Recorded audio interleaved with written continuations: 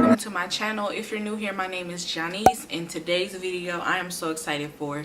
So basically, I did this really awesome makeup look right here, inspired by none other than the queen, Beyonce. So I'm a huge Beyonce fan. She's just someone I look up to, and she inspires me. You know, her work ethic is on another level. She's amazing, she's talented, and she's just gorgeous.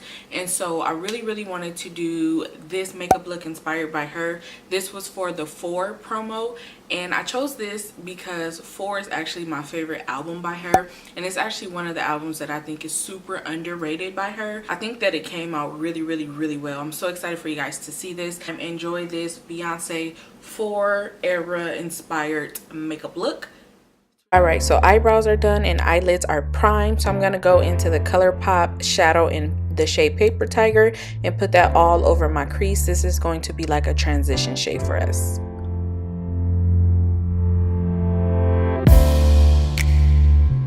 Now I'm going into the BH Cosmetics Zodiac palette. I'm going to take that matte black shade and then I'm going to put that into the crease as well. I also switched brushes. I switched because this is going to give me a more precise application. So I'm just going to start by putting that into the crease. Once I got it into the crease, I'm then going to start a V shape. So I'm going to bring it up toward the lower end of my eye and then just kind of make the V shape, and I'm going to do it obviously on both sides.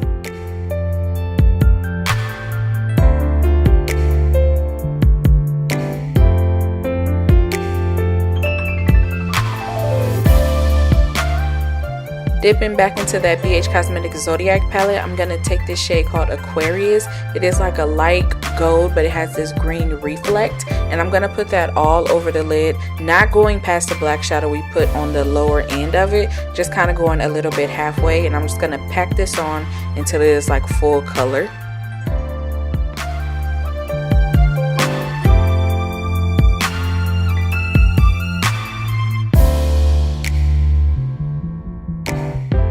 Then I'm just going in just to make sure they're both blended, so one isn't like overlapping, they're kind of like blended into each other. It should look something like this.